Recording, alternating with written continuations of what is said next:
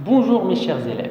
Alors aujourd'hui, on va passer à une nouvelle leçon de géométrie, la leçon de triangle, rectangle et cercle. Cette leçon est destinée aux élèves de deuxième appliqué. Alors, premièrement, commençons par jeter un coup d'œil sur le plan du cours. Dans cette leçon-là, on va traiter trois grands chapitres.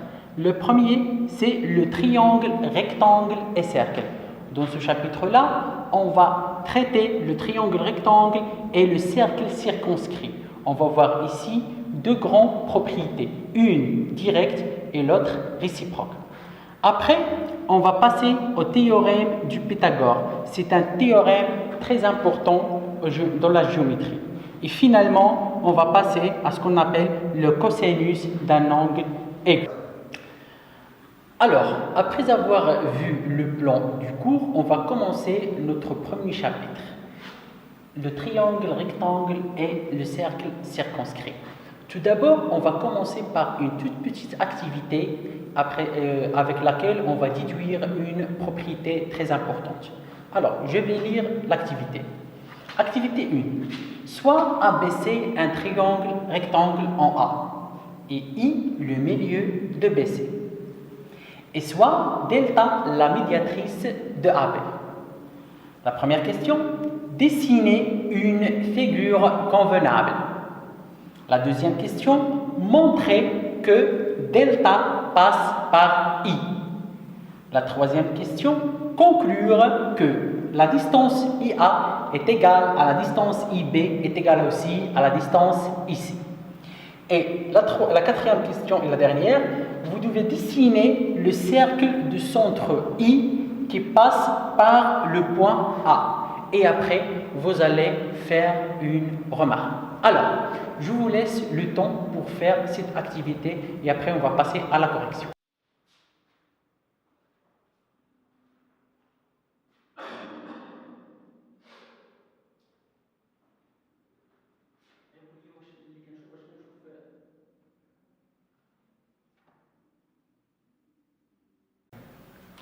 Alors, est-ce que vous avez fait la recherche? Alors, on va passer tous à faire une correction. ABC rectangle en A. Ça veut dire que l'angle de sommet A est un angle droit, mesure 90 degrés. Bien, nous avons dessiné aussi le I, le milieu du segment BC. C'est simple à dessiner ce milieu, il suffit de prendre le compas et faire le dessin. Après, on a passé à faire le dessin de ce qu'on appelle la médiatrice. Delta est la médiatrice de AB. Je vais vous faire un petit rappel sur la médiatrice. La médiatrice est une droite passant par le milieu d'un segment et perpendiculaire au porteur de ce segment. C'est comme ça que vous voyez, voilà les traits qui montrent que ces deux distances sont égales et ce symbole plutôt, qui montre que cette droite est parallèle à AB. Alors, voilà notre dessin. Bien, nous voulons d'abord démontrer que cette droite delta va automatiquement passer par le point I. C'est bon? Alors, on va passer à faire la démonstration. On va d'abord faire une démonstration orale et après, on va passer à l'écrit. Bien. On a ABC est un triangle rectangle en A.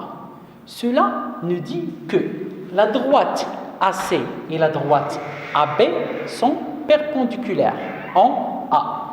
C'est bon? Aussi, on a delta et la médiatrice de AB. Cela va nous dire que delta est parallèle et plutôt est perpendiculaire à AB. Donc, j'ai quoi ici? J'ai la droite AC qui est perpendiculaire à AB et aussi la droite delta qui est perpendiculaire à AB. Je vais déduire que les deux droites AC et delta sont deux droites parallèles. Autrement, plutôt on va ajouter à ce résultat-là, delta est la médiatrice de AB. Et on sait bien que la médiatrice passe par le milieu. Donc, ce delta-là va passer par le milieu de AB. Donc, le delta passe par le milieu d'un côté AB est parallèle à un autre côté AC, donc automatiquement, on va passer par le milieu du côté BC. Alors, nous avons démontré que la médiatrice delta passe par le point I qui est le centre de BC. Maintenant, on va passer à l'autre question. Le I est le milieu de BC. Alors, la distance IP est égale à la distance IC. Aussi, le delta passe par I et le delta est la médiatrice de AB. Et on sait bien que tout point appartenant à la médiatrice d'un segment s'éloigne de la même distance des extrémités de ce segment. Ça veut dire, puisque le I appartient à delta et le delta la médiatrice de AB, alors je peux conclure que la distance IB est égale à la distance IA. Et nous avons déjà dit que la distance IB est égale à la distance IC, donc on peut bien conclure que IA est égal, IB est égal à IC. Donc ces trois distances-là sont égales. Bien. Ici, on peut bien conclure un résultat très important. Si on a un triangle rectangle, et comme vous savez bien que le côté opposé à l'angle droit est appelé l'hypoténuse, donc dans un triangle rectangle, le milieu de l'hypoténuse s'éloigne de la même distance des sommets de ce triangle. Ça veut dire ABC est un triangle rectangle en A, I le milieu de BC, je peux bien conclure que IA est égal à IB est égal à IC. Et c'est le résultat, l'important pour comment dirais-je, c'est la première propriété qu'on va traiter. Bien, maintenant, on va passer à la troisième question, plutôt à la dernière question, c'est la question 4. On vous demande de faire quoi? On vous demande de dessiner le cercle de centre I et passe par A, et on vous demande de donner une remarque. Alors, on va faire ce dessin-là. Alors, je vais mettre le compas ici, au point I, et après, je vais dessiner ce cercle. Bien. Alors, on a dessiné le cercle de telle sorte qu'il y aura pour centre I et passe par A. Alors, comme vous voyez, ce cercle-là passe aussi par C et B. Et, comme vous savez bien, ce type de cercle est appelé cercle circonscrit. Bien, maintenant, on va passer à faire une démonstration écrite. La première question, c'était dessiner, on l'avons déjà fait. Après, on va passer à répondre à la deuxième question. La deuxième question était de démontrer que la médiatrice delta passe par le point I. On a ABC est un triangle rectangle en A. Alors, le AB est perpendiculaire à AC.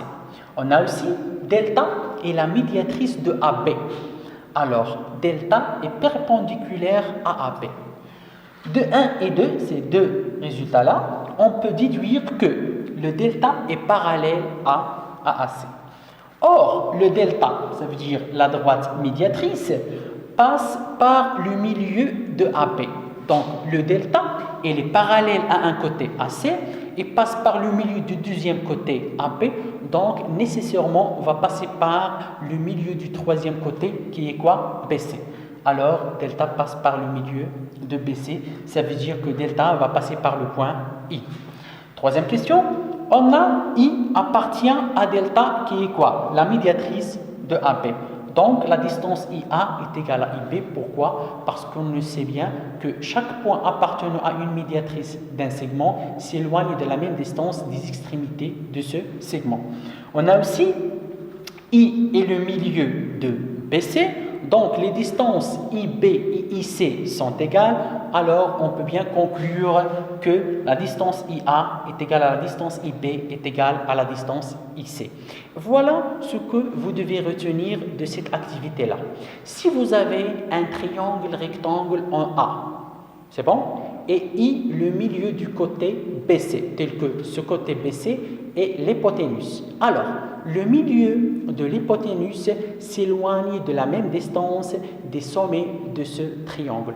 En plus de ça, on sait bien que ce point, ça veut dire le milieu de l'hypoténuse, est le centre du cercle circonscrit à ce triangle-là. Alors, après avoir fait l'activité, maintenant on va passer à écrire la propriété. Bien, alors, voilà notre propriété plutôt. Alors, je vais l'appeler propriété directe. Dans un triangle rectangle, le milieu de l'hypoténuse s'éloigne de la même distance des sommets de ce triangle. Ça veut dire, si vous avez un triangle rectangle, alors le milieu de l'hypoténuse s'éloigne de la même distance des sommets. Et on a déjà dit que l'hypoténuse est le côté opposé à l'angle droit. Bien, autrement dit, si ABC est un triangle rectangle en A, et I est le milieu de BC, donc le côté BC est l'hypoténuse, alors on pourra déduire que la distance IA est égale à la distance IB est égale à la distance IC. C'est ce que nous avons déjà vu lors de l'activité. Bien. Maintenant, on va passer à un résultat très important. Voilà. Le milieu de l'hypoténuse d'un triangle rectangle est le centre du cercle circonscrit à ce triangle. Pourquoi ça? Parce que on a déjà dit que ce milieu s'éloigne de la même distance, donc automatiquement ces distances-là seront considérées comme étant des rayons. Alors on va trouver un cercle qui passe par les trois sommets. Ce cercle est appelé le cercle circonscrit à ce triangle-là. Bien. Maintenant, pour récapituler tout ce que nous avons déjà vu, ou bien pour vous évaluer, on va vous donner une application à faire. Je vais d'abord lire cette application. Bien. Soit MNP, un triangle rectangle en P, tel que la distance MN vaut 5 cm, et soit O le milieu du segment MN. Premièrement, calculez la distance OM et OP. Deuxièmement, que représente le point O pour le triangle MPN? Et troisièmement, déduire la nature du triangle OMP. Je vous laisse le temps pour faire cette application et après on va passer à la correction.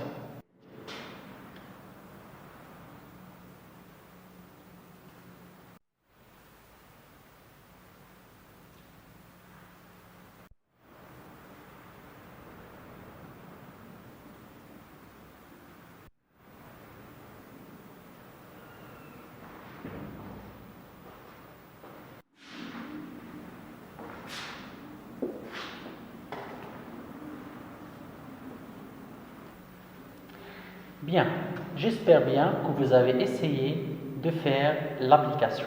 Maintenant, on va faire la correction tous ensemble. Alors, considérons la figure suivante. On a MPN est un triangle rectangle en P. Donc, on peut bien déduire que le côté MN est l'hypoténuse. On a aussi O est le milieu de MN. Donc, O est le milieu de l'hypoténuse. D'après la propriété directe que nous avons déjà vue, puisque O est le milieu de l'hypoténuse d'un triangle rectangle, on déduit que la distance OM est égale à la distance ON est égale aussi à la distance OP. Donc, on pourra bien mettre ici ces deux traits pour dire que ces trois distances-là sont égales. Or, la distance MN vaut 5. Donc, je peux bien déduire que la distance OM est la moitié de MN. Donc, c'est la moitié de 5, c'est 5 sur 2 ou bien 2,5. On déduit alors que aussi OP est égal à 5 sur 2. Donc, la distance OM est égale à la distance OP est égale à 5 sur 2.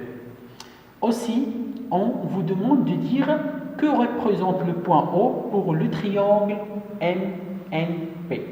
Puisque O est le milieu de l'hypoténuse, alors le O est le centre du cercle circonscrit au triangle MPN. Et finalement, la troisième question, on vous demande de donner la nature du triangle ONP. Comme vous avez déjà vu, on a démontré que la distance ON est égale à la distance OP. Automatiquement, on va déduire que le triangle OMP est un triangle isocèle en O. Alors, passons à l'étape écrite de la réponse de l'application. La première question. On a MNP est un triangle rectangle en P et O est le milieu de l'hypoténuse MN. Donc, OP est égal à OM est égal à ON. Ces distances sont égales. Or, la distance MN vaut 5. Donc, ON est égal à 5 sur 2, c'est la moitié de MN. D'où on peut conclure que OP est égal aussi à 5 sur 2. La deuxième question, on a OM est égal à ON est égal à OP. Ça veut dire que le point O s'éloigne de la même distance des sommets M et N et P. Donc, O est le milieu du cercle circonscrit au triangle MPN. La dernière question, on a OM est égal à OP. Donc, ces deux côtés sont de même mesure. Donc, le triangle OMP est un triangle isocèle en O. Voilà la réponse écrite. Pour la première question, on a MN est un triangle rectangle en P. Donc, l'hypoténuse, c'est le côté MN. Et on a aussi O est le milieu de l'hypoténuse MN. Donc, d'après la propriété directe, on pourra conclure que la distance MOP est égale à la distance ON est égale à la distance ON. Or, la distance MN est égale à 5. Donc, la distance ON est égale à 5 sur 2. Ça veut dire la moitié de la distance MN. D'où on peut bien dire que la distance OP est égale aussi à 5 sur 2. Pour la deuxième question, on a ces trois distances-là sont égales.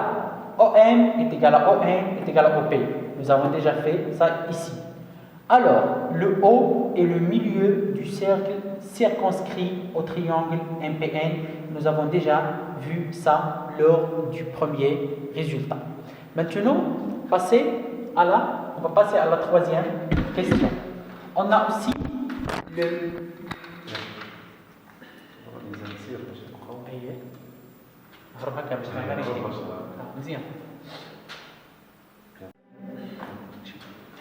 Pour la troisième question, on a OM est égal à OP. Nous avons déjà vu ça lors de la première question. Donc, ces deux côtés-là, OM et OP, sont de même longueur. On pourra bien déduire que le triangle OMP est un triangle isocèle en O.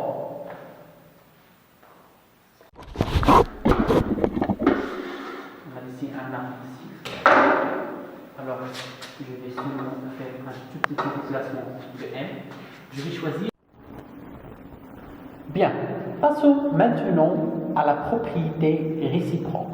Tout d'abord, on va faire une toute petite activité pour déduire un résultat. Bien, l'activité 2. Soit MN un segment II son milieu, et soit A un point tel que la distance IA est égale à la distance IN. Les questions. La première question. A. Déterminer la nature du triangle AIM. Question B. Déduire que ces deux angles sont égaux. Ça veut dire l'angle IAM et l'angle IMA ont la même mesure. Deuxième question. A. Déterminer la nature des triangles AIN. Et déduire que IAN est égal à INA. La troisième question est la plus importante. Déterminer la mesure de l'angle MAN et dernièrement faire une conclusion. Lors de cette activité, vous allez faire une démonstration très importante qu'on va utiliser après pour pouvoir déduire la propriété réciproque ou bien la propriété inverse. Je vous laisse le temps pour faire cette activité et après on va faire la correction tous ensemble. D'accord ?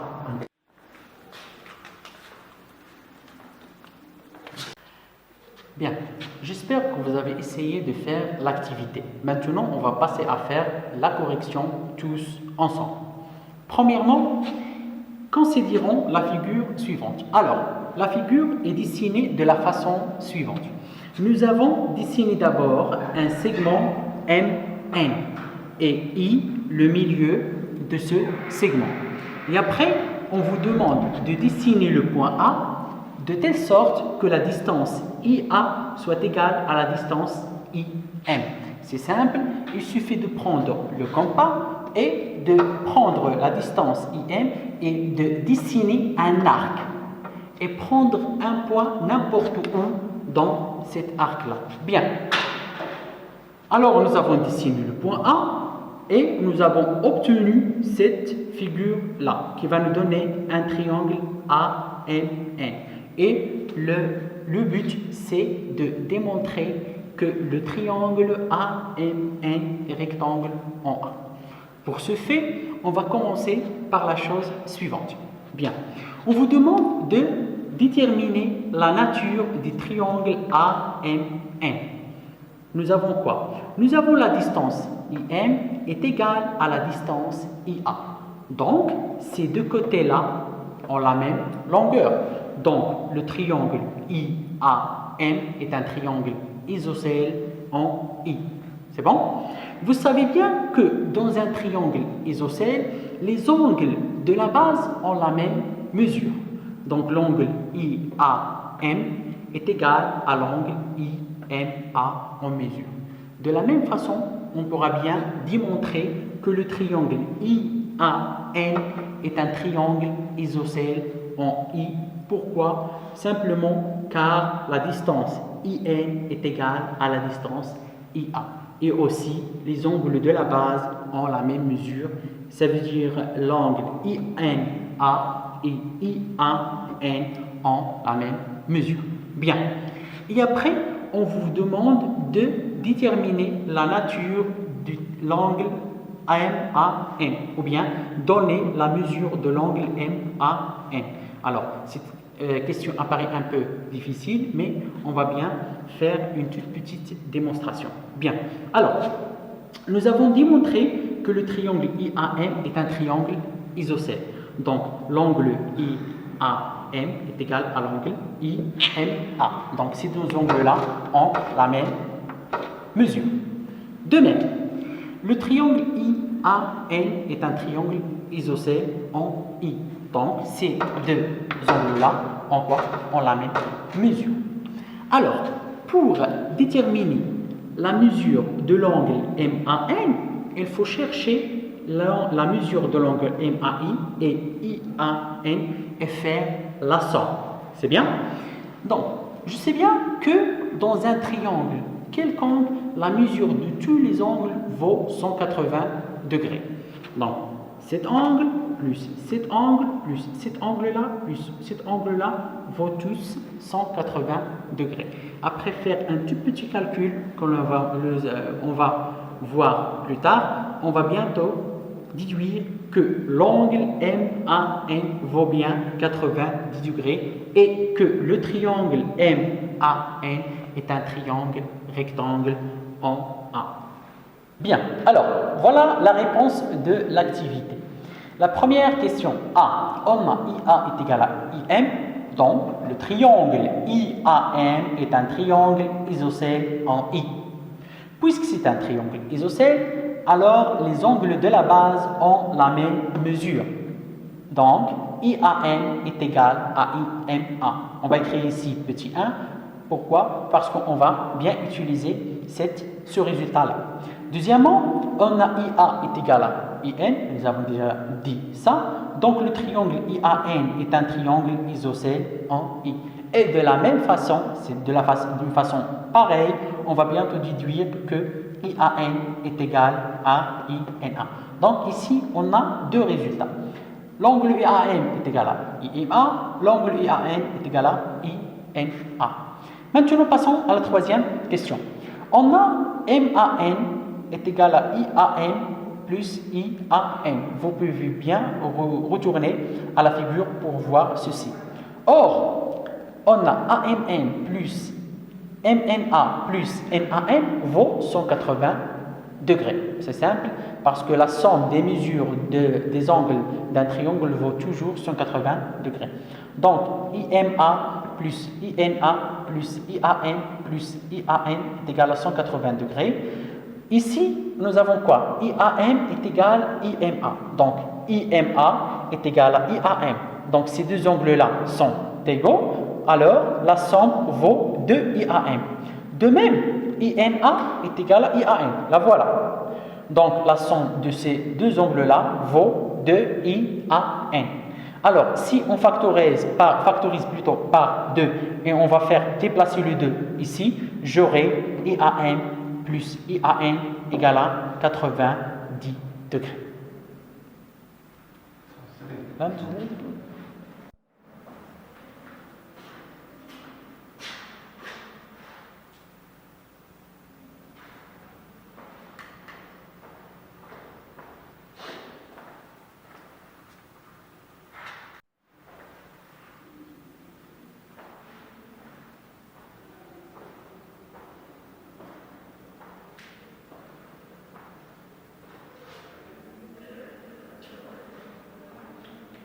Donc, on peut déduire que l'angle MAN est égal à 90 degrés. Alors, dans un triangle, si un angle mesure 90 degrés, on dit que ce triangle est un triangle rectangle. C'est ce qu'on a ici. On conclut que le triangle MAN est rectangle en A. Bien. Alors, lors de cette activité, on a essayé de vous approcher à la propriété réciproque qui va dire la chose suivante. Si vous avez un triangle tel que le milieu d'un côté s'éloigne de la même distance des trois sommets, alors nécessairement ce triangle est un triangle rectangle. On va appeler cette propriété la propriété réciproque ou bien la propriété inverse. Bien, alors après avoir fait l'activité et répondre à l'activité, on va passer maintenant à écrire la propriété réciproque. Voilà la propriété réciproque. Si dans un triangle, le milieu d'un côté s'éloigne de la même distance des sommets de ce triangle, alors ce triangle est nécessairement un triangle rectangle. Ça veut dire, si vous avez un triangle tel que le milieu d'un côté, que ce soit le côté, si le milieu de ce côté s'éloigne de la même distance, ou bien on pourra dire qu'il est équidistant à ces sommets, alors nécessairement ce triangle est un triangle rectangle. Autrement dit, soit ABC un triangle et I le milieu de BC. Nous avons dit un triangle ABC, quelconque, et I le milieu de BC. Si on a IA est égal à IB est égal à IC, alors nécessairement le triangle ABC sera un triangle rectangle en A. Et cette propriété est dite la propriété réciproque. Ça veut dire on commence par un triangle quelconque et on trouve un triangle rectangle. La propriété directe que nous avons déjà vue, on commence par un triangle rectangle et après on conclut l'existence de trois distances égales. Bien. Alors, illustrons ce que nous avons vu dans un exemple. Bien. Par exemple, soit ABC un triangle et I le milieu de BC. Et on a dessiné le A de telle sorte que la distance IC est égale à la distance IB est égale à la distance IA. D'après la propriété réciproque, on peut bien déduire que le triangle ABC est un triangle rectangle en A. Maintenant, on va passer à un résultat très important. Le résultat est le suivant. Supposons maintenant qu'on a ces figures-là, de telle sorte que IA est égal à IB est égal à IC. Alors, puisque ces trois points A, B, C s'éloignent de la même distance de I, alors on peut bien dessiner un cercle de centre I qui va passer par A et B et C. Je vais dessiner ce cercle-là. Par exemple, si je prends, voilà, et je vais dessiner le cercle. Désolé. Je reprends le dessin. Alors, voilà.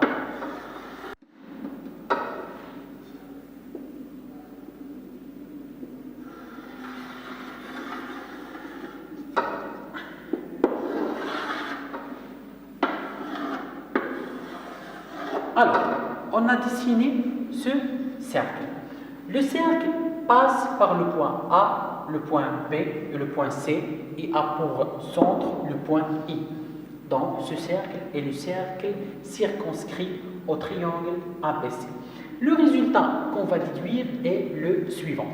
Si vous avez par exemple un triangle ABC, de telle sorte que le I est le centre de son cercle circonscrit, automatiquement il y a aussi le milieu de BC, alors automatiquement le triangle ABC est un triangle rectangle et a pour hypoténuse le côté qu'on a dessiné le centre, bien le milieu.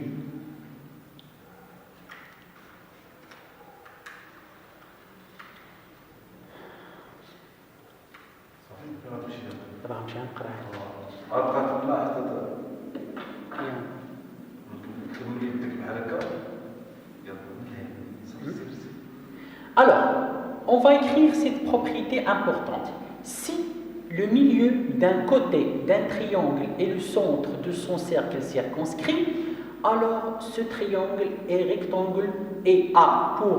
Bien, voilà la propriété importante qu'on a déduite. Si le milieu d'un côté d'un triangle est le centre de son cercle circonscrit, alors ce triangle est rectangle et a pour hypoténuse ce côté.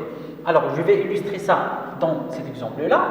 Voilà le cercle. Si par exemple, on considère un point ici, je vais appeler ce point-là D. C'est bon? Et je vais dessiner le triangle BDC. BDC. Voilà le côté BD et voilà le côté DC. Donc, comme vous voyez, ce triangle a pour cercle circonscrit le cercle C. Et on voit bien que le centre de ce cercle-là est le milieu du côté BC. Automatiquement, ce triangle-là est un triangle rectangle en D. Vous pouvez aussi choisir un point n'importe où au périmètre du cercle et vous allez toujours trouver un triangle rectangle. Comme ça, vous pouvez dessiner le triangle rectangle autrement. Si par exemple vous n'avez pas d'hyper, simplement vous pouvez dessiner un cercle et son diamètre et passer à faire un dessin d'un triangle rectangle parfait. Bien, alors, pour terminer ce paragraphe, je vous invite à faire cette application-là. D'abord, je vais lire l'application. IGK est un triangle isocèle plutôt en I et H le symétrique de G par rapport à I. Première question, dessiner une figure convenable. Deuxième question, déterminer la nature du triangle HKG. Finalement, on va faire une toute petite récapitulation de tout ce que nous avons vu cette séance. Alors, nous avons parlé du triangle rectangle. Nous avons dit quoi? Que le milieu de l'hypoténuse d'un triangle rectangle s'éloigne de la même distance des sommets de ce triangle. Ça, on a appelé la propriété directe. On a déduit un résultat important de cette propriété, c'est que le milieu de l'hypoténuse d'un triangle rectangle est le centre de son cercle circonscrit. Après, on a passé à la propriété réciproque, qui dit quoi? si dans un triangle quelconque, le milieu d'un côté s'éloigne de la même distance des sommets de ce triangle, alors ce triangle est nécessairement un triangle rectangle. Et nous avons aussi obtenu un résultat de cette propriété, c'est que si vous avez un cercle et vous avez un diamètre de ce cercle, si vous prenez un point quelconque de ce cercle et vous alignez ou bien vous reliez ce point au diamètre dessiné, vous obtiendrez toujours un triangle rectangle. C'est ce que nous avons dit ici. J'espère bien que vous avez bien compris ce que j'ai déjà dit et j'espère bien que vous allez faire des exercices et des exercices pour bien comprendre toutes ces propriétés-là. J'espère que tout a été bien et je vous invite à faire des exercices le plus possible et faire tout ce que vous devez faire aussi. Merci et à très bientôt.